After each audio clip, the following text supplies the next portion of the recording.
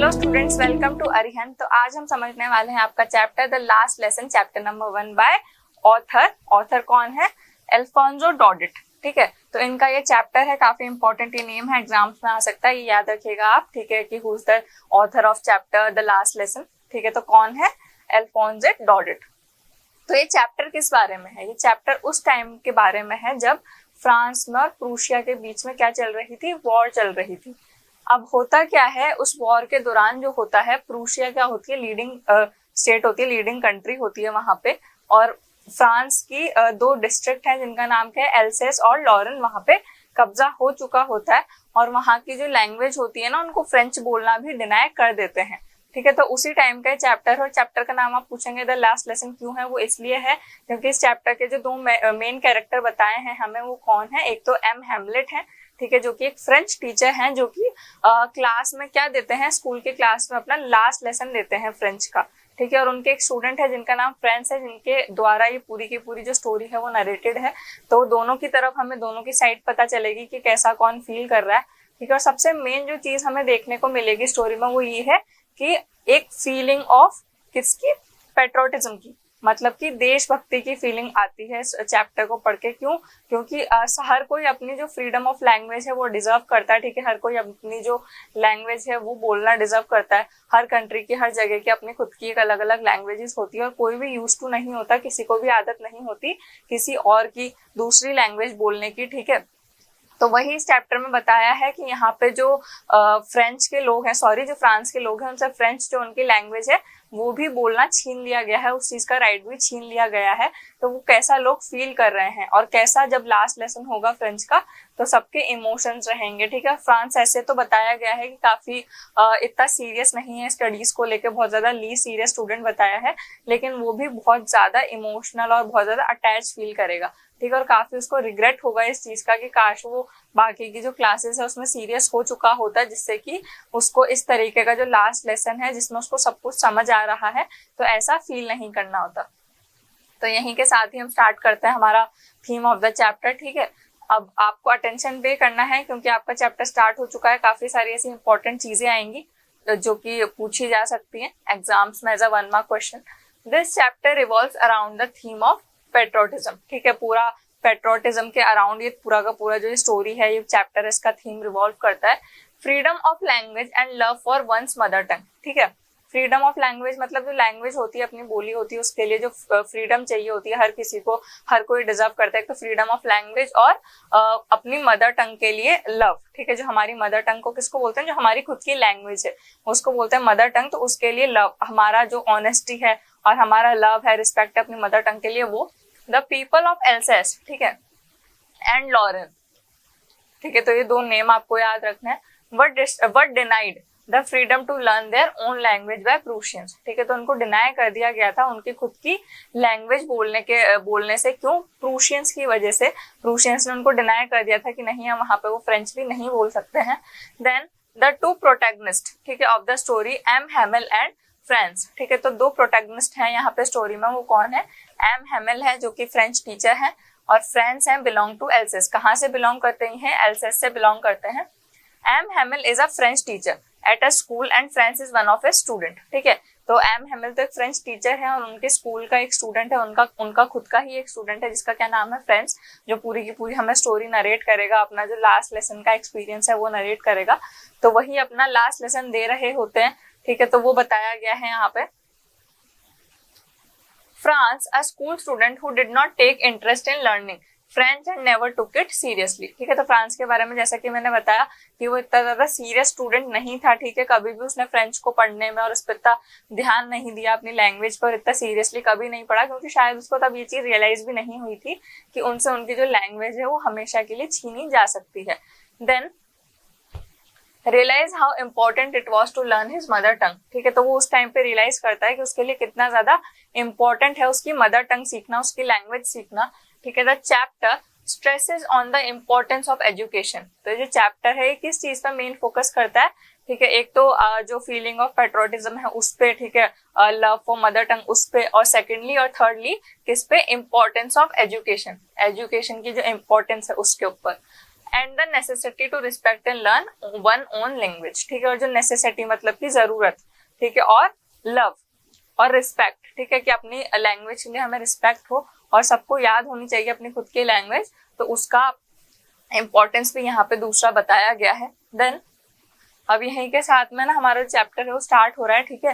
तो अब आपको अटेंशन रखना है पूरा थ्रू आउट द चैप्टर और काफी जो इम्पोर्टेंट वर्ड्स हैं और इम्पोर्टेंट डिटेल्स हैं उन पे ध्यान देके सुनना है।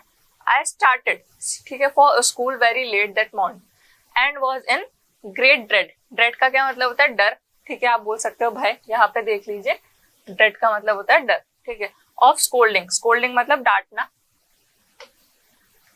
स्पेशली व्हेन, स्पेशली मतलब खास करके या विशेष रूप से, ठीक है, यहाँ पे भी देख लीजिए specially. M Hamel had said that he would question us on participles. अब पार्टिसिपल्स क्या होते हैं? पार्टिसिपल्स होते हैं कृदंत, ठीक है। And I did not know the first word about them.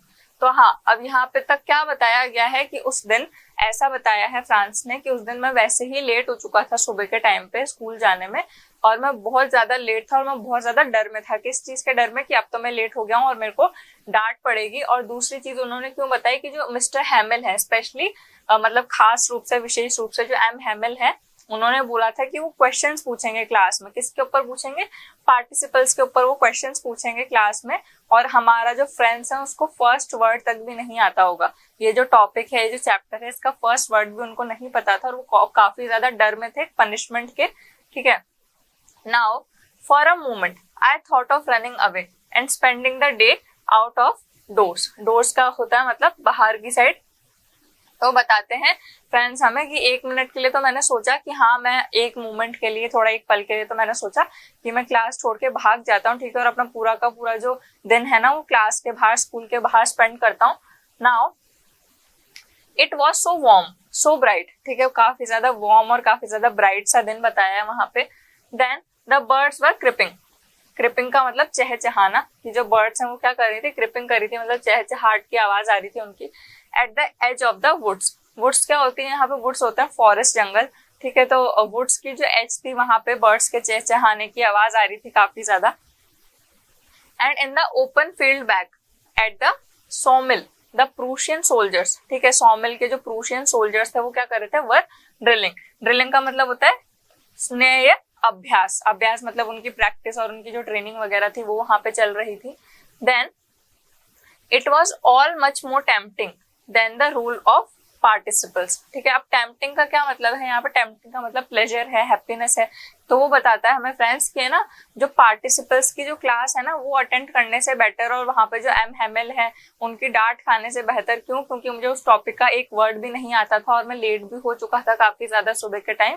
तो मैं क्लास से भाग जाना प्रेफर कर रहा था और इतनी कुछ चीजें उनको देखने के लिए थी बाहर की। इतना वार्म और ब्राइट सा दिन है, ठीक है, जो बर्ड्स हैं वो क्रीपिंग की उनकी आवाज आ रही है और जो प्रूशियन सोल्जर्स हैं वो क्या कर रहे हैं? अपना मार्च कर रहे हैं और अपनी उनकी प्रैक्टिस चल रही है, देवर ड्रिलिंग। तो वो चीज वो बताते हैं कि ज्यादा टेम्पटिंग थी, मतलब देखने में ज्यादा प्लेजरेबल थी, ज्यादा हैप्पीनेस उनको दे रही थी पार्टिसिपल्स की क्लास अटेंड करने से ज्यादा। But I had the strength to resist, ठीक है, but I had the strength to resist and hurried off to school, ठीक है। तो स्ट्रेंथ टू रेजिस्ट का यहाँ पे क्या मतलब? रेजिस्ट का मतलब काबू पाना, ठीक है, किसी चीज को रिफ्यूज करना, किसी चीज पे काबू पाना। तो उनके पास में उस चीज की स्ट्रेंथ थी, इतनी हिम्मत थी कि वो ये सारी चीजें जो उनको बाहर दिख रही है ना उन पे काबू पा सके और आगे की तरफ जाए। तो वो कहाँ चले गए? हरिड मतलब बहुत जोर से भाग के, रश करते हुए वो स्कूल की तरफ निकल गए। Now when I passed the town hall there was a crowd in front of the bulletin board, ठीक है। बुलेटिन बोर्ड क्या होता है? आप देखिए, बुलेटिन बोर्ड होता है सूचना पट, ठीक है। तो एक नोटिस बोर्ड बोला जाता है, ठीक है। बुलेटिन बोर्ड से क्या मतलब है? कि नोटिस बोर्ड वहां पे लगा हुआ था।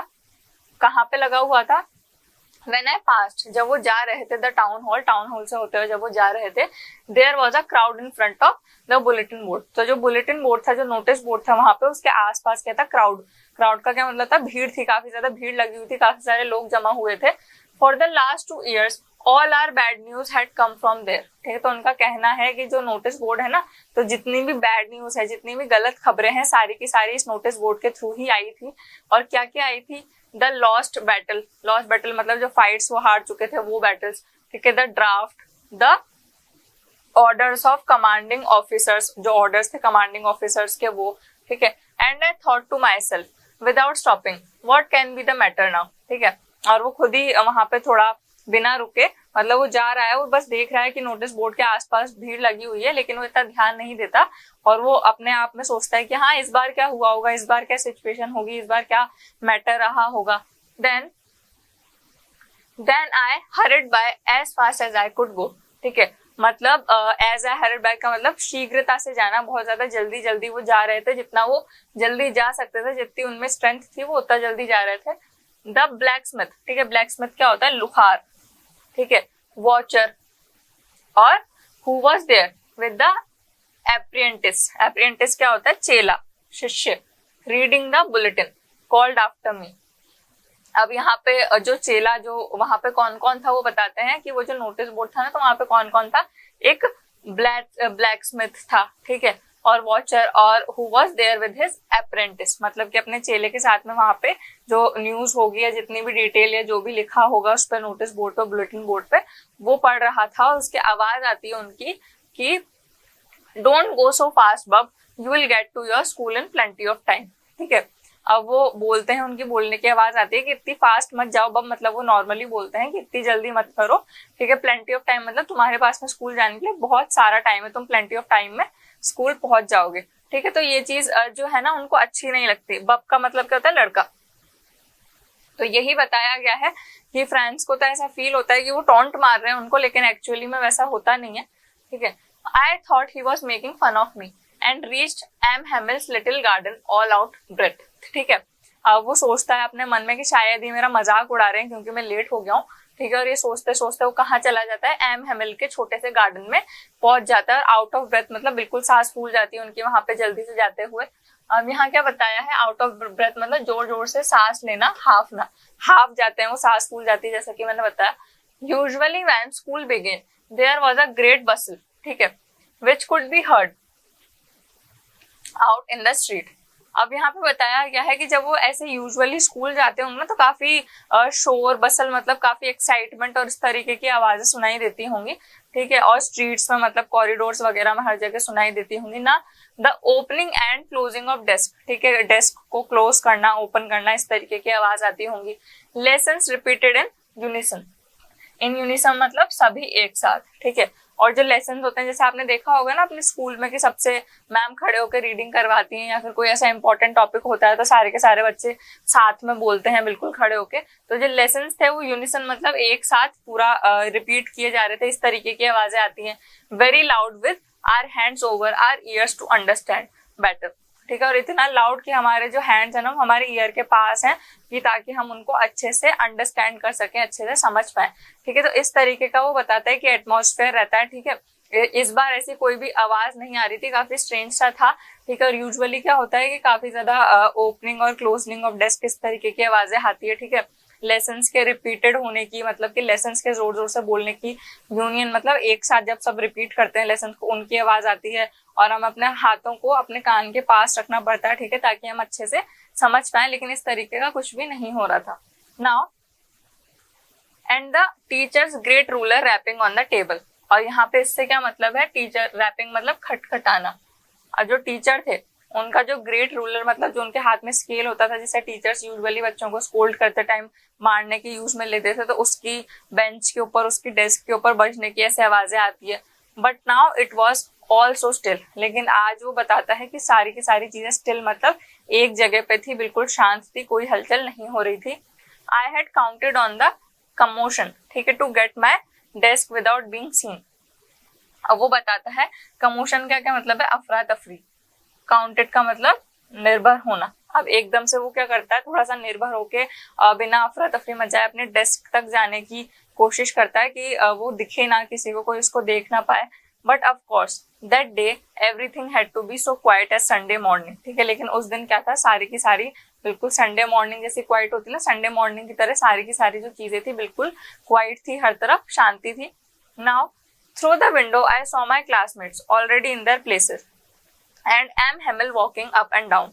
अब उस दिन उन्होंने क्या सोचा, उन्होंने देख लिया था फ्रेंड्स ने अपने क्लासमेट्स को थ्रू द विंडो, अपने विंडो के थ्रू, मतलब विंडो से उन्होंने अपने जो क्लासमेट्स थे उनको देख लिया था ऑलरेडी इन देयर प्लेसेस, मतलब अपनी जगह पे सारे के सारे उनके जितने भी बाकी क्लासमेट्स थे सबके सब अपनी जगह पे अपनी सीट्स पे बैठे हुए थे। And M Hamel walking up and down, और जो एम हेमल है वो ऊपर से नीचे तक वॉक कर रहे थे।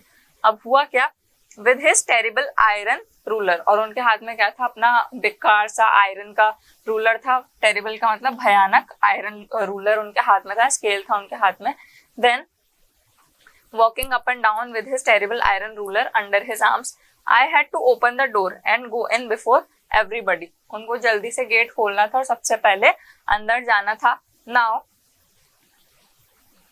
You can imagine how I blushed, ठीक है, ब्लश्ड का मतलब होता है शर्म से लाल हो जाना, ठीक है, and how frightened I was, frightened मतलब बहुत ज्यादा डर जाना, डरा हुआ, ठीक है। तो वो कहते हैं कि तुम इमेजिन कर सकते हो कि उस टाइम पे मेरे को कितनी शर्म आ रही होगी और मैं कितना ज्यादा डरा हुआ होऊंगा इस चीज करने में, कि मेरे को बिना किसी को दिखे, ठीक है, बिना कोई अफरा तफरी मचाए मेरे को क्या करना था, मेरे को अपनी बेंच पे जाके बैठना था। क्यों? क्योंकि मैं लेट हो चुका था और मुझे किसी को दिखना नहीं था। और वो पूरा का पूरा एटमॉस्फेयर बताते हैं कि आज कुछ डिफरेंस है ही वहां पे क्लासरूम में एटमॉस्फेयर था। सारे के सारे जो क्लासमेट्स थे मैंने विंडो से देख लिए थे, सब अपनी सीट्स पे बैठे हुए थे, लेकिन और जो मिस्टर हैमिल है, जो एम हैमिल है, वो अपना स्केल अपने हाथ में लेके, आयरन का जो स्केल है वो अपने हाथ में लेके ऊपर से नीचे तक वॉक कर रहे थे और मेरे को गेट खोल के किस भी तरीके से अपनी सीट पे जाके बैठना था। और आप इमेजिन कर सकते हो कि मैं कितना ज्यादा उस टाइम पे मेरे को शर्म आ रही होगी और मैं कितना ज्यादा डरा हुआ होऊंगा। But nothing happened. M Hamel saw me and said very kindly, go to your place quickly little friends, ठीक है, we were beginning without you.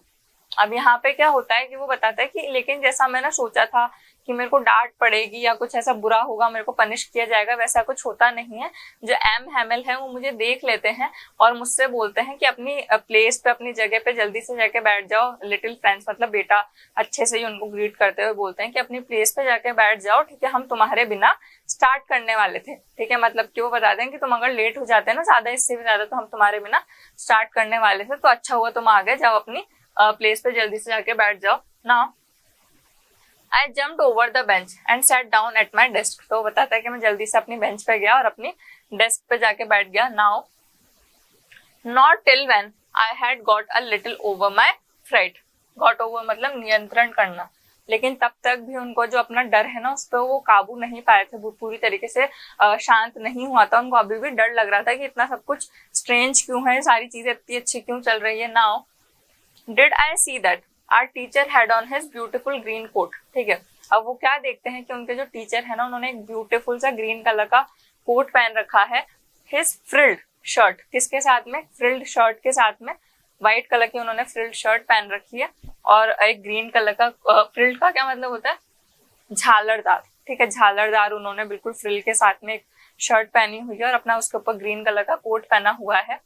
And the little black silk cap, और छोटी सी सिल्क की कैप पहनी हुई है।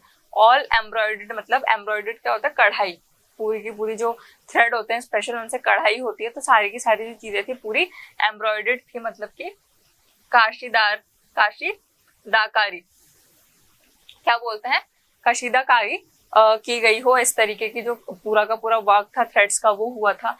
That he never वोर except on inspection and price days, ठीक है, और वो चीज उन्होंने कभी नहीं पहनी थी, और वो केवल उनको कब पहनते थे, मतलब ऑब्वियसली बात है कि कोई ऐसा स्पेशल ओकेजन होगा जब वो ऐसी तरीके के कपड़े पहनते थे, वरना नॉर्मली और यूजुअली वो बिल्कुल सिंपल आउटफिट पहनते होंगे। तो यहाँ पे बताया है कि वो इंस्पेक्शन के टाइम पे, ठीक है, और प्राइस डेज के टाइम पे, जब प्राइस डिस्ट्रीब्यूशन सेरेमनी होती होगी उस टाइम पे वो इस तरीके का टायर पहनते थे, उन्होंने इससे पहले कभी भी नहीं पहना। Now Besides the whole school seemed so strange, ठीक है, and सोलेमन क्या होता है, गंभीर एवं शांत।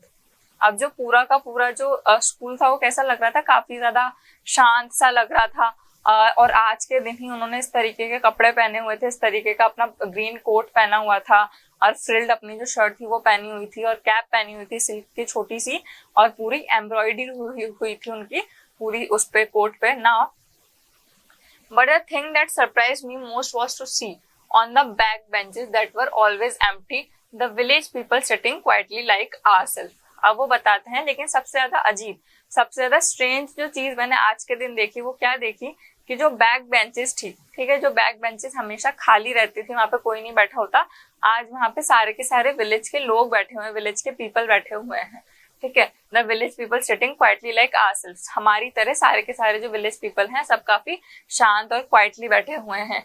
ओल्ड हॉसर, ठीक है, विद हिज 3 कॉर्नर्ड हैट, तो यहाँ पे बताया जा सकता है आपको ओल्ड हॉसर बैठे हुए हैं वहां पे और उन्होंने कैसी हैट पहन रखी है, 3 कॉर्नर्ड हैट पहन रखी है।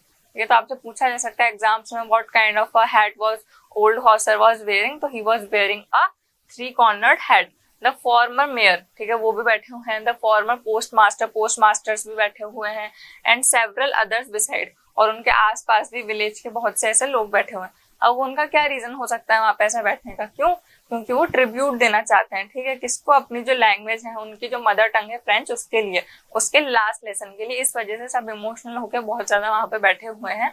एवरीबडी लुक्ड सैड, ठीक है, and Hauser had brought old primer. Old primer क्या होता है देख लीजिए यहाँ पे, प्रवेशिका, ठीक है, या फिर आप बोल सकते हैं पुस्तक। जो पुस्तक होती है, इसमें बड़े बड़े से जो लेटर्स होते हैं वो लिखे रहते होंगे, तो जो हॉसर थे वो एक ओल्ड प्राइमर लेके आए हुए थे अपने साथ में। Now thumbed at the edges, ठीक है, and he held it open on his knees, और उन्होंने उसको क्या कर रखा था, वो एजेस से बिल्कुल थम्ड थी और उन्होंने उसको अपनी नीज के ऊपर, मतलब अपनी नीज के ऊपर इस तरीके से खोल के रखा हुआ था।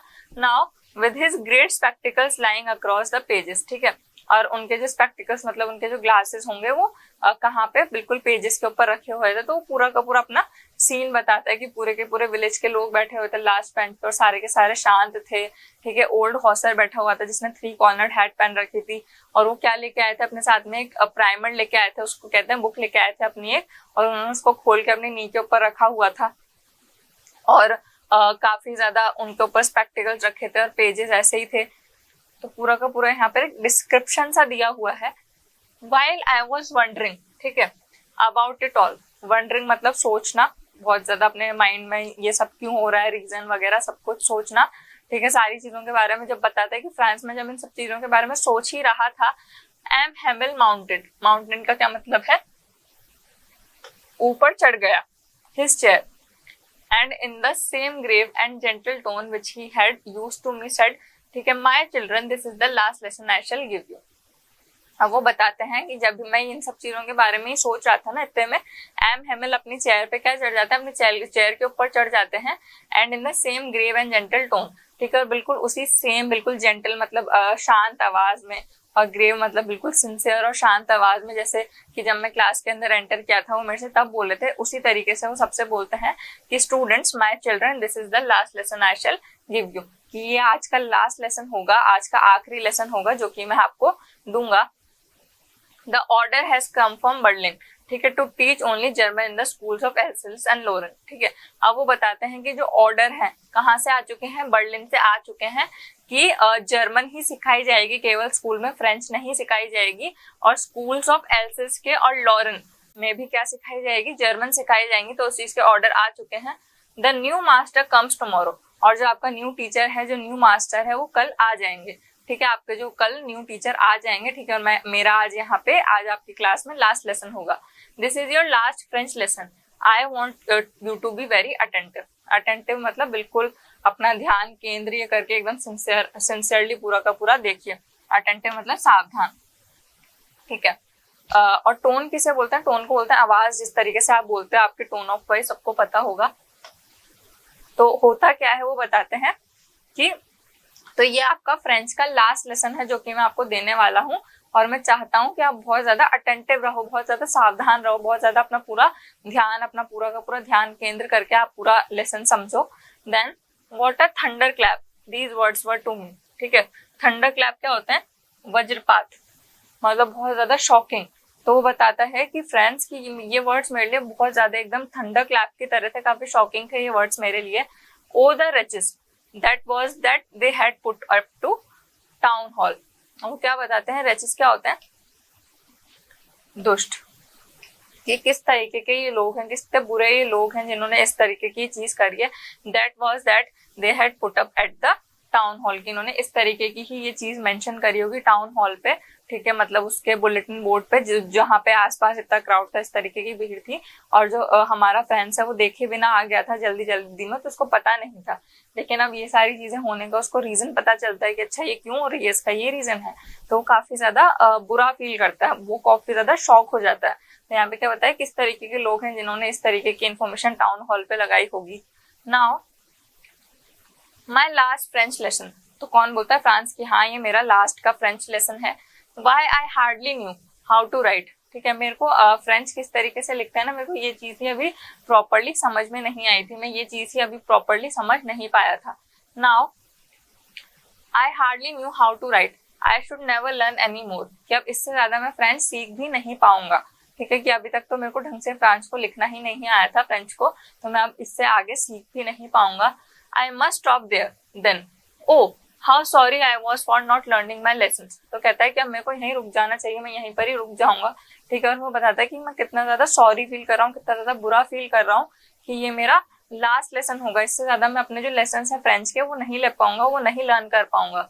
Now for seeking birds egg, ठीक है, और गोइंग स्लाइडिंग ऑन द सार, my books that had seemed much a nuisance a while ago, अब वो बताता है कि मैं ध्यान मेरा प्रॉपर बाहर रहता था कि मैं बर्ड्स के एग्स को देखने जा रहा हूँ, ठीक है, जो सार है उस पर स्लाइड कर रहा हूँ, ठीक है, और जो मेरी बुक्स है ना मेरे को हमेशा न्यूसेंस की तरह लगती थी, न्यूसेंस मतलब हमेशा बेकार लगती थी, इतनी ज्यादा इंटरेस्टिंग सी नहीं लगती थी, न्यूसेंस मतलब मुसीबत, ठीक है, ऐसी लगती थी थोड़े टाइम पहले। सो हैवी टू कैरी, और काफी ज्यादा भार लगता था मेरे को उनको कैरी करना। My grammar and my history of the saints, ठीक है, उनकी जो ग्रामर थी और जो उनके सेंट्स होंगे, उनकी जितनी भी हिस्ट्री थी, जितना भी विज्ञान होगा, were old friends now that I couldn't give up, ठीक है, वो बताते हैं कि एकदम ओल्ड फ्रेंड की तरह हो गए और अब मैं इनको गिव अप करूंगा, इनको मैं छोड़ने वाला हूँ। स्लाइडिंग का मतलब होता है फिसलना, सीकिंग का मतलब होता है ढूंढना, तो बर्ड्स एग को ढूंढने की यहाँ पे बात हो रही थी, जैसा कि आपने देखा, for seeking the birds egg. Now and mister M Hamel too the idea that he was going away, ठीक है, और जो एम हैमिल हैं जो हमारे फ्रेंच के टीचर हैं जो कि उनके लिए काफी ज्यादा स्ट्रिक्ट थे, अब वो भी जा रहे हैं। Now that I should never see him again, और मैं उनको दोबारा अब देख नहीं पाऊंगा। Now made me forget all about his ruler and how cranky he was, ठीक है, तो बताता है कि अब मैं उनकी सारी की सारी जितनी भी चीजें ना सबके बारे में भूल जाता हूँ, कि उनके रूलर के बारे में, उनका जो स्केल उनके पास था आयरन का, उसके बारे में मैं भूल जाता हूँ, कितने ज्यादा वो स्ट्रिक्ट थे, क्रैंकी थे, ये सारी चीजें मैं अपने माइंड से निकाल देता हूँ। लेकिन मेरे माइंड में क्या रहता है कि ये हमारा फ्रेंच का लास्ट लेसन है और जो एम हैमिल है अब इसके बाद यहाँ से चले जाएंगे और वो यहाँ पे हमारे लिए नहीं रहेंगे। Then poor man, it was in honour of this last lesson, ठीक है, that he had put on his fine Sunday clothes, ठीक है, वो बताता है कि बेचारे मतलब पुअर मैन मतलब ओ बेचारे सर, ठीक है, ये उनके लिए एक ऑनर है, मतलब ये रिस्पेक्ट शो कर रहे हैं अपनी लैंग्वेज को कि इस तरीके के वो कपड़े पहन के आए आज के दिन, ठीक है। This last lesson that he had put on his fine Sunday clothes, वो अपने जो फाइन और अच्छे जो संडे क्लोथ्स हैं वो अपनी रिस्पेक्ट शो करने के लिए, अपनी लैंग्वेज के लिए, फ्रेंच के लिए, इस वजह से उन्होंने पहने, तो उसको जो फ्रेंच है उसको पूरा का पूरा रीजन पता चलता है। Now and now I understand why the old men of the villages were sitting there in the back of the room, अब वो बताता है कि हाँ अब मेरे को समझ में आया कि जो विलेज के जितने भी लोग थे वो सारे के सारे अब पीछे की तरफ बैक ऑफ द रूम में क्यों बैठे हुए हैं, उनका पीछे की तरफ बैठने का क्या रीजन है। It was because they were sorry too that they had not gone to school more, अब वो बताते हैं कि वो भी काफी ज्यादा सॉरी और बुरा फील कर रहे हैं, क्यों, क्योंकि वो कभी स्कूल नहीं जा पाए और जो फ्रेंच है उस तरीके की लैंग्वेज नहीं सीख पाए, तो वो भी बहुत ज्यादा बुरा फील कर रहे हैं, इस वजह से वो वहां पे बैठे हैं। तो उसको धीरे धीरे सारी जो चीजें जिनके उसके मन में क्वेरी चल रही थी ना, वो इतना ज्यादा परेशान था कि ये क्या हो रहा है, इतना स्ट्रेंज सा एटमॉस्फेयर क्यों है, तो सबका उसको रीजन पता चलता है। Now it was their way of thanking our master for his 40 years of faithful service, और वो बताता है कि उनका तरीका है, जितने भी विलेज के लोग हैं ना, कि उनका तरीका है हमारे मास्टर को, जो हमारे सर हैं, उनको थैंक यू करने का, जो कि बिना किसी मुश्किल के या बिना किसी डिसऑनेस्टी के एकदम फेथफुल अपना ईमानदारी के साथ में अपनी सर्विस दे रहे हैं, मतलब अपना हमारे को टीचिंग दे रहे हैं 40 सालों से, तो काफी ज्यादा इंपॉर्टेंट है ये। And showing of their respect for the country that was theirs no more, ठीक है, और उस कंट्री को रिस्पेक्ट शो कर रहे हैं सारे के सारे लोग जो कि अब उनकी नहीं है। Now While I was thinking of all this, ठीक है, तो अब यहाँ पे फ्रेंड्स बताते हैं कि जब मैं इन सब चीजों के बारे में सोच रहा था, ठीक है, I heard my name called. It was my turn to recite. ठीक है, अब रिसाइट का यहाँ पे देखिए, रिसाइट का मतलब होता है कविता आदि जोर से सुनाना, ठीक है, कुछ भी जो पैराग्राफ होगा या कुछ भी उनको बोलना होगा, ठीक है, जो लेसन चल रहा होगा, तो वो बताता है फ्रेंड्स कि जब मैं इन सब चीजों के बारे में सोच रहा था ना, इतने में मेरी टर्न आ जाती है रिसाइट करने की, मतलब कि खड़ा होके जोर से सुनाने की, ठीक है, डिक्टेट करने की, सॉरी डिक्टेट तो नहीं लेकिन जोर से सुनाने की क्लास में। Now what would I not have given to be able to say the dreadful rule for the participle all through। अब वो बताता है कि मैं अब क्या बोलूं, ठीक है, what would I not have given to be, ठीक है, able to say that, कि ऐसा क्या हुआ, किस तरीके से मैं what would I have not given to be, कि ऐसा कुछ मेरे को पता ही नहीं है पार्टिसिपल्स के बारे में, able to say that dreadful rule, ठीक है, किसका रूल, तो एकदम भयानक सा, डरावना सा, dreadful मतलब डरावना सा रूल किसके बारे में, पार्टिसिपल के बारे में, all through very loud and clear, कि मतलब वो बताते हैं यहाँ पे कि मुझे कुछ पता ही नहीं है और इतना ज्यादा भयानक सा जो पार्टिसिपल का रूल है वो मैं कैसे बताऊं, क्यों मैं खड़ा होके बिल्कुल लाउड एंड क्लियर वॉइस में वो कैसे बताऊं वो चीज। Now and without one mistake, और बिना कोई मिस्टेक किए, उनको कुछ पता ही नहीं है, और स्टार्टिंग में तो हमें बताया गया था ये चीज कि पार्टिसिपल का जो फर्स्ट वर्ड है वो तक भी हमारे फ्रेंड्स को पता नहीं है। Now but I got mixed up on the first words, ठीक है, एंड स्टूड देयर, ठीक है, और वो फर्स्ट वर्ड में ही बिल्कुल बोलते टाइम ही मिक्सड अप मतलब लड़खड़ा जाते हैं और वहीं पर ही खड़े हो जाते हैं, क्योंकि उनको कुछ आता ही नहीं था, तो इस वजह से वो वहीं पर ही खड़े हो जाते हैं। Holding on to my desk, ठीक है, holding on to my desk का मतलब कि अपनी डेस्क पे ही वो खड़े रहते हैं, और मिक्सड अप का मतलब होता है विचलित हो जाना, मतलब घबरा जाना, नर्वस हो जाना। Then and without one mistake, but I got mixed up on the first words and stood there, holding on to my desk, my heart beating and not daring to look up। daring मतलब साहस करना, किसी चीज की हिम्मत करना, ठीक है, तो वो अपने वहीं पर ही डेस्क के ऊपर खड़े हुए हैं, उनका जो हार्ट है ना जोर जोर से बीट कर रहा है, और उनके अंदर इतनी हिम्मत नहीं है, इतना उनके अंदर डेयरिंग नहीं है कि वो ऊपर देखें। Now I heard M. Hamill say to me, I won't scold you, little friends, ठीक है, you must feel bad enough, see how it is, every day we have said to ourselves, bah, I have plenty of time, I'll learn it tomorrow। अब यहाँ पे जो M Hemil है ना, France को उनकी आवाज आती है कि वो ये कहते हैं कि आज मैं तुम्हें नहीं डांटूंगा लिटिल फ्रेंड्स, मतलब बेटा आज तुम्हें मैं बिल्कुल नहीं डांटूंगा, वापस से अपनी विनम्र और बिल्कुल जेंटल सी वॉइस में वो ये चीज कहते हैं, ठीक है, और वो बताते हैं कि हर दिन हमने ये चीज कहते हुए सुना, ठीक है, you must feel bad enough, कि तुम्हें भी आज बहुत ज्यादा बुरा लग रहा होगा, क्यों, क्योंकि हम हमेशा ये चीज सोचते थे, सी हाउ इट इज, कि देखो किस तरीके की ये चीज है, every day we have said to ourselves, कि हर दिन हम खुद से कहते थे गुस्से से, बाग का मतलब गुस्से से, कि I have plenty of time, मतलब कि हमारे पास में बहुत ज्यादा समय है ये सब चीजें सीखने का। Now I learn it tomorrow, कि हम अब कल सीख लेंगे, लेकिन and now you see where we have come out, ठीक है, लेकिन वो बताते हैं कि लेकिन अब तुम्हें पता चल रहा है, अब तुम देख सकते हो कि हम कहाँ पे आ चुके हैं, कि आज हमारा लास्ट लेसन है फ्रेंच का। Now that's great trouble with else's, she puts of learning till tomorrow, ठीक है, भी बताते हैं कि बहुत ज्यादा ग्रेट स्ट्रगल है, बहुत ज्यादा बुरी चीज है ये एल्सिस के साथ में, कि सारे के सारे लोग जो अपना काम है वो कल के ऊपर छोड़ देते हैं, जो लर्निंग का काम है, पुट्स ऑफ मतलब टालना, उसको टाल देते हैं और कल के ऊपर छोड़ देते हैं। नाउ दीज फेलोज, ठीक है, out there will have the right to say to you how it is you pretend to be Frenchman. Now वो बताते हैं कि अब ये जो लोग हैं बाहर की साइड, ठीक है, इनको राइट है, ये सब तुमसे क्या कहेंगे कि हाँ अब कैसा लग रहा है, तुम एकदम फ्रेंचमैन की तरह दिख रहे हो।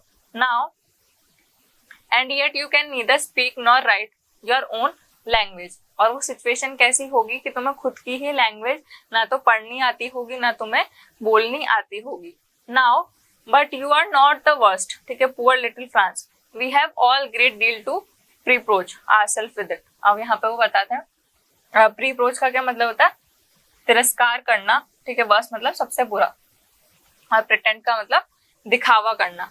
अब यहाँ पे बताते हैं कि वो तुम्हें ऐसा लगता है कि हाँ तुम एकदम फ्रेंचमैन की तरह दिख रहे हो, इस तरीके की सिचुएशन आती है, तो बताते हैं लेकिन हाँ तुम वर्स्ट नहीं हो, तुम सबसे बुरे नहीं हो। फ्रेंच वो बोलते हैं, कौन बोलता है, एम हेमिल बोलते हैं कि poor little Franz we have all a great deal to reproach, मतलब कि तिरस्कार करना, कि हम सबके अंदर ये नेचर है, हम सबके अंदर ये भाव है किस चीज का, तिरस्कार करने का, प्रीप्रोच करने का हमारे अंदर भाव है, ठीक है, आर सेल्फ विद इन, मतलब सबके अंदर है ये चीज। Now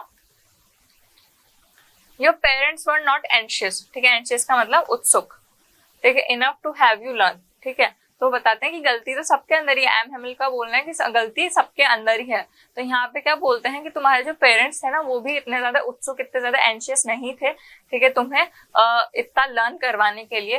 they prefer to put you to work on farm at or at the mills, तो वो बताते हैं कि वो क्या प्रेफर करते थे, वो किस चीज के साथ में रहते थे कि वो तुम्हें फार्म पे काम करवाएं या फिर मिल्स पे काम कराएं, और इतने ज्यादा वो उत्सुक नहीं थे तुम्हें तुम्हारी लैंग्वेज सिखाने के लिए। So as to have a little more money, ठीक है, और वो क्या चाहते थे कि तुम मिल्स पे काम करो या फार्म पे काम करो जिससे थोड़े ज्यादा पैसे आ सके। And then and I have always been, ठीक है, I have been to blame also, ठीक है, और वो बताते हैं कि और हाँ मैं भी ब्लेम किया जाने वाला हूँ, मतलब मेरे ऊपर भी जो ब्लेम है वो डाला जा सकता है, मेरे ऊपर भी जिस चीज की गलती है वो डाली जा सकती है। Have I not often sent you to water my flowers instead of learning your lessons, हाँ वो बताते हैं कि मैंने भी तो तुम्हें कितनी बार फ्लावर्स को और अपने गार्डन में पानी डालने के लिए भेजा है, ना कि तुम्हें लेसन लर्न करने की परमिशन दी है। तो खुद की यहाँ पे गलती बताते हैं इस चीज की। And when I wanted to go fishing did I not just give you a holiday, और वो बताते हैं कि और जब मेरे को फिशिंग पे जाना रहता था तो मैं कभी तुम्हें हॉलीडे नहीं दे देता था, मतलब मैं तुम्हें क्लास देने की बजाय मैं तुम्हें कभी हॉलीडे नहीं दे देता था। तो यहाँ पे वही सारी चीजें बताते हैं। प्रिफर्ड का मतलब ज्यादा महत्व देना, एंड ब्लेम का मतलब कसूर, ठीक है, तो किसको कसूरवार वो ठहराते हैं, किसको, अपनी गलतियों के लिए वो खुद को ही बताते हैं कि हाँ जैसे कि तुम्हारे पेरेंट्स की गलती है कि वो प्रेफर करते थे कि तुम मिल्स पे काम करो, फार्म पे काम करो जिससे थोड़े ज्यादा पैसे आए, ठीक है, वो प्रेफरेंस किसको देते थे, पैसों को ज्यादा देते थे। वैसे ही मेरी खुद की भी तो गलती है कि मैं तुम्हें पौधों को पानी डालने के लिए, फ्लावर्स को पानी डालने के लिए भेज देता था, ठीक है, क्यों, क्योंकि क्लास में तुम पे अटेंशन नहीं करते थे, जो भी पनिशमेंट होता होगा, ठीक है, तो तुमको लेसन्स याद नहीं कर पाते थे तुम उस रीजन की वजह से, और जब मुझे फिशिंग पे जाना होता था तो मैं तुम्हें छुट्टी दे देता था। तो ये सारी चीजें वो बताते हैं, अभी इस टाइम पे उनको याद आती है। Now then from one thing to another M Hamel went on to talk of the French language, ठीक है। नाउ अब दूसरी चीज क्या होती है, then from one thing to another M Hamel went on to talk to the French language, वो French language में बात करना स्टार्ट कर देते हैं। Now saying that it was the most beautiful language in the world, और वो क्या बोलते हैं कि जो हमारी फ्रेंच लैंग्वेज है ना सबसे ज्यादा ब्यूटीफुल लैंग्वेज है पूरे के पूरे वर्ल्ड के अंदर। कितनी ब्यूटीफुल लैंग्वेज है, कौन सी ब्यूटीफुल लैंग्वेज है, French language. Now the clearest, ठीक है, द मोस्ट लॉजिकल, लॉजिकल का क्या मतलब होता है, तर्क संगत, मतलब सबसे ज्यादा लॉजिकल, जिसके अंदर सबसे ज्यादा आप कह सकते हो नोन हो या लॉजिक्स हो तो उसको कहते हैं लॉजिकल, कि सबसे ज्यादा क्लियर लैंग्वेज है और सबसे ज्यादा लॉजिकल लैंग्वेज है। That we must guard it among us and never forget it, कि हम इसको अपने अंदर गार्ड करें, हम इसका हमेशा रास्ता लें और हम कभी भी इस चीज को भूले ना, इस लैंग्वेज को भूले ना। Because when a people are enslaved, enslaved का क्या मतलब होता है, गुलाम, गुलामी के अंदर आना, ठीक है, एंस्लेव्ड का मतलब गुलाम बनना, और गार्ड का मतलब रक्षा करना, कि हम हमेशा अपनी लैंग्वेज की रक्षा करें, हम हमेशा इसको गार्ड करें, कभी भी ना भूलें। क्योंकि अभी when a people are enslaved, मतलब हम अभी एंस्लेव्ड हैं, as long as they hold fast to their language it is as if they had to the key of their prison, ठीक है।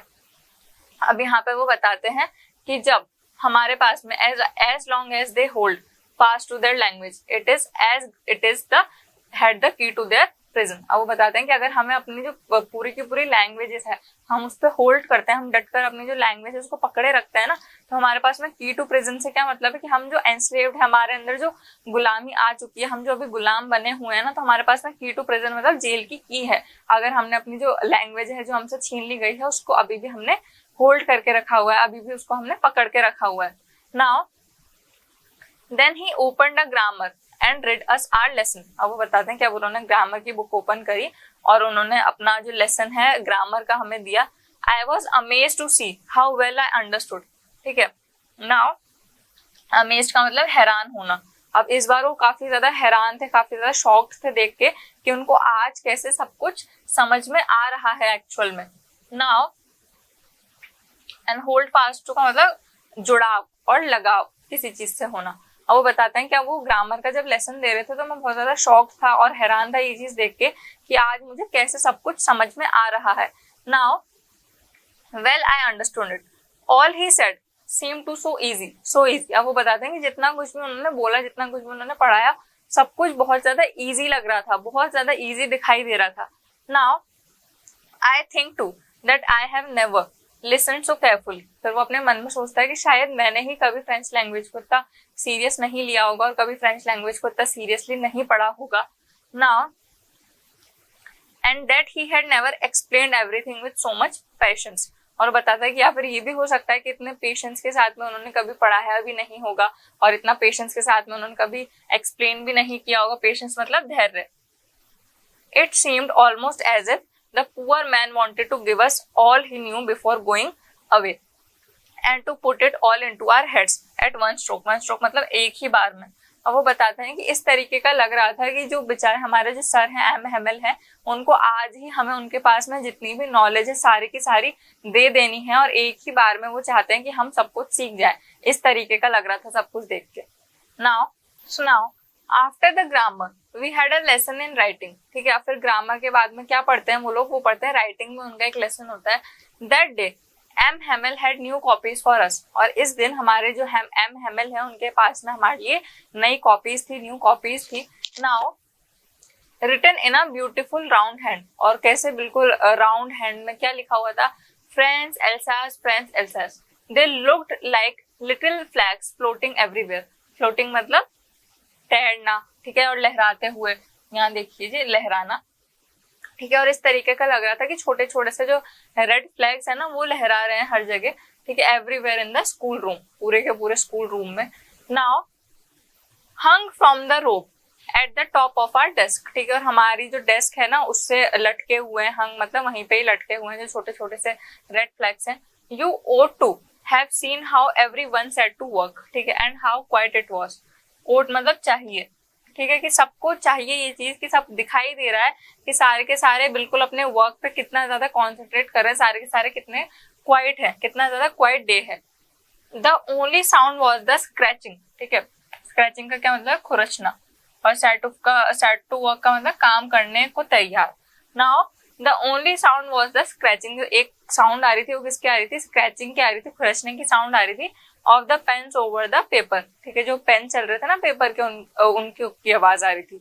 जो पेन्स पेपर के ऊपर चल रहे थे उस चीज की आवाज आ रही थी पूरी क्लास में। इतनी क्वाइट और इतनी साइलेंट थी पूरी क्लास। वन सम बीटल्स। बीटल क्या होता है, इंसेक्ट होते हैं, देख लीजिए, भंग बोला जाता है उन इंसेक्ट को। फ्लू इन, फिर एकदम से क्या होता है, थोड़े से बीटल्स अंदर आते हैं।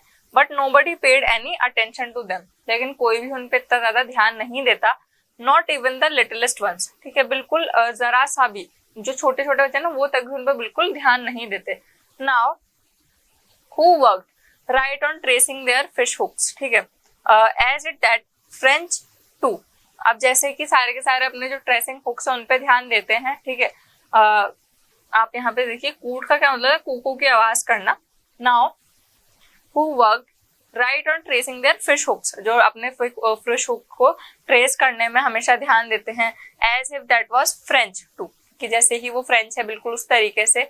Now on the roof the pigeons cooed. ठीक है, मतलब जो पिजन्स है ना रूफ पे, उनकी आवाज आ रही थी कूकू करने की, वेरी लो, बिल्कुल धीरे धीरे। और ऐसा लग रहा था, उनका ऐसा खुद का मानना है, खुद से बोलते हैं कि शायद ये भी है जर्मन ही बोल रहे हैं। See when I thought to myself, वो खुद से बोलते हैं, will they make them sing in German even the pigeons. तो ये चीज उन्होंने प्रूशियंस के लिए यूज करी है कि शायद या पिजन्स को भी जर्मनी में गाना सिखा देंगे, क्योंकि हमसे तो हमारी लैंग्वेज इन्होंने छीन ही ली है। तो शायद अब यहाँ के बीटल्स को, यहाँ के पिजन्स को, सबको ही वो जर्मनी में बोलना गाना सिखा देंगे। Now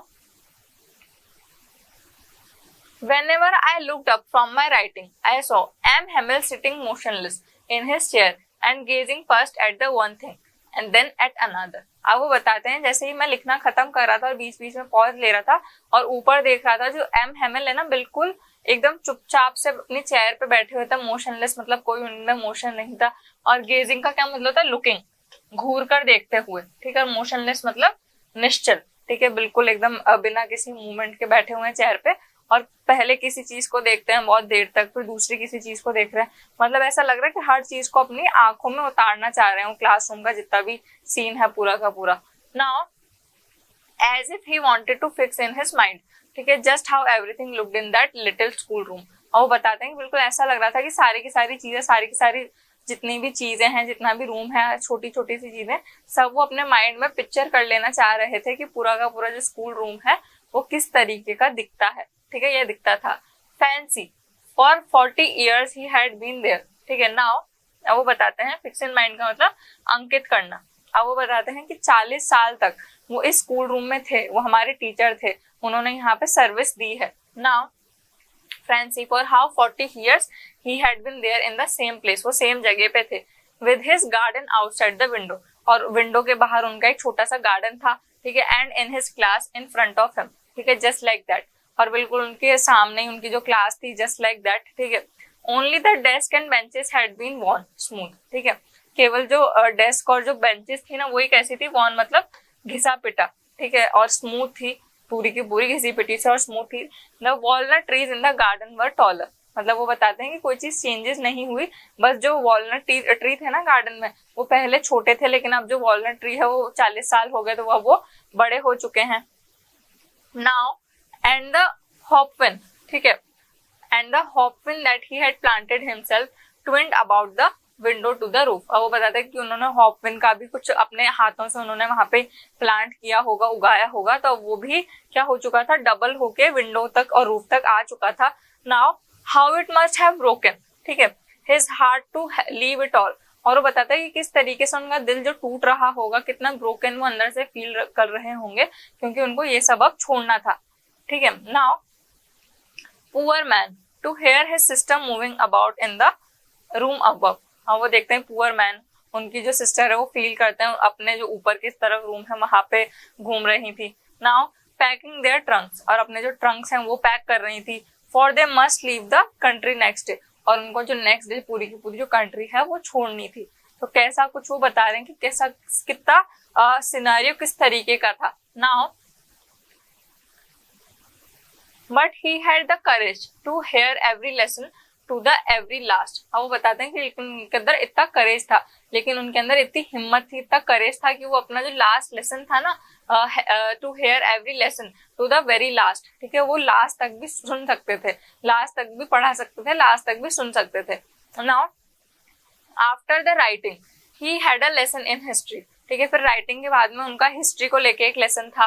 now and then the baby started, started मतलब लह से बोलना, ठीक है, और उसके बाद क्या होता है, बेबी स्टैंटेड करना स्टार्ट करते थे, दे देर बा बी बी बो बू। Down there at the back of the room old Hauser had put on his spectacles, और जो रूम के पीछे की तरफ बताते हैं कि बैक ऑफ द रूम जो ओल्ड हॉसर है उसने अपने स्पेक्टिकल्स पहन लिए हैं।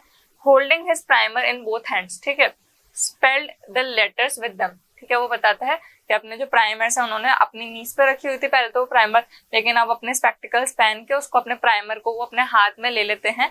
Now in both hands spelled the letter with them, और जो लेटर्स हैं उनको स्पेल्ड करते हैं। Now you could see that he too was crying, अब वो बताते हैं कि और जो हॉसर है ना वो भी रो रहे थे, मतलब सारे के सारे इतने इमोशनल थे कि सबको रोना आ रहा था। His voice trembled with emotion, और उनकी जो वॉइस है वो ट्रेम्बल कर रही थी, मतलब कांप रही थी, ठीक है, इमोशन के साथ, मतलब भावुकता के साथ में। Now and it was so funny to hear him that we all wanted to laugh and cry, वो बताते हैं कि उनको सुनना इतना ज्यादा फनी लग रहा था कि हमको रोना भी आ रहा था और हंसना भी आ रहा था। Now how well I remember it the last lesson, अब वो बताते हैं ओह कितना ज्यादा मेरे को अच्छे से याद रहेगा आज का ये लास्ट लेसन, किसका, फ्रेंच का। Now all at once the church clock struck 12, अब बताते हैं फिर एकदम से जो चर्च की क्लॉक है उसमें 12 बज जाते हैं। देन द एंग्लिस, ठीक है, at same moment the trumpets, ठीक है, एंग्लिस क्या होते हैं, प्रार्थना की घंटी, ठीक है, at the same moment the trumpets of the प्रूशियंस, ठीक है, और सेम मोमेंट्स पे जो ट्रम्पेट्स होते हैं प्रूशियंस के रिटर्निंग फ्रॉम ड्रिल, ड्रिल से वापस आ रहे हैं। ट्रम्पेट्स किसको बोला गया है, ट्रम्पेट्स बोला गया जितने भी सोल्जर्स वगैरह थे, ठीक है, वो वापस आ रहे थे। Now returning from drill drilling के टाइम से वो वापस आ रहे थे, साउंडेड अंडर आर विंडोज, ठीक है, विंडोज तक हमारी जो साउंड थी ना उनकी पूरी विंडोज तक आ रही थी। M Hamel stood up very pale, ठीक है, जो एम हेमल है वो खड़े हो जाते हैं, बहुत ज्यादा पेल, उनका मतलब उतरा हुआ सा उनका चेहरा रहता है। In his chair I never saw him look so tall, अब वो जब खड़े होते हैं ना तो बताता है हमारा फ्रेंड्स कि मैंने कभी भी उनको इतना टॉल नहीं देखा था, इतनी तरीके से नहीं देखा था। Now my friends said he I but something choked him, he could not go on. अब वो बताते हैं कि वो बोलना स्टार्ट करते हैं कि माय फ्रेंड्स, और थोड़ी सी उनकी जो आवाज होती है ना चोक हो जाती है। चोक होना मतलब किसी तरीके से सांस नहीं आना, देख लीजिए, ठीक है, चोक होना मतलब अवरुद्ध होना, ठीक है। Now I but something choked him, he couldn't not go on, और वो आगे नहीं बोल पाए। Now then he turn to the black board, फिर वो ब्लैक बोर्ड की तरफ टर्न करते हैं, बोलते नहीं है। टूक अ पीस ऑफ चॉक, अपने हाथ में चौक का पीस लेते हैं। And bearing on with all his might he wrote as large as hit could, ठीक है, और बिल्कुल अपनी जितनी भी उनका फोर्स था, मतलब जितनी भी उनकी हिम्मत थी, जितनी भी उनकी स्ट्रेंथ थी, माइट का मतलब क्या होता है, देख लीजिए, शक्ति, जितनी भी उनकी स्ट्रेंथ थी या जितनी भी उनकी शक्ति थी, वो क्या लिखते हैं, he wrote as large as hit could, जितना बड़ा हो सकता है उतना बड़ा वो लिखते हैं। विवेला फ्रांस, अब इसका क्या मतलब है, फ्रेंच में वो लिखते हैं विवेला फ्रांस, जिसका मतलब है कि फ्रांस हमेशा अमर रहे। विवेला का मतलब अमर रहे, और वो बोलते हैं विवेला फ्रांस मतलब फ्रांस हमेशा अमर रहे। इतना बड़ा बड़ा सा वो लिख देते हैं अपने ब्लैक बोर्ड पे। Then he stopped and leaned his head against the wall, और वो रुकते हैं थोड़ी देर के लिए, वॉल के अगेंस्ट अपना जो हेड है ना उसको थोड़ा सा झुकाते हैं, लीन करते हैं, ठीक है। And without a word he made a gesture to us with his hand, ठीक है, और बिना कुछ बोले, ठीक है, बिना कुछ बोले बिल्कुल स्थिर वहां पे वो खड़े हैं, और अपने हाथों से ही एक जेस्चर करते हैं, मतलब एक इशारा करते हैं। और वो जेस्चर क्या होता है, school is dismissed you may go, कि जो स्कूल है अब बंद हो चुका है, अब एंड हो चुका है, यू मे गो मतलब आप लोग जा सकते हैं। और इसी के साथ में ये जो आपका पूरा चैप्टर है यहाँ पे एंड हो जाता है, ठीक है। The last lesson is ended.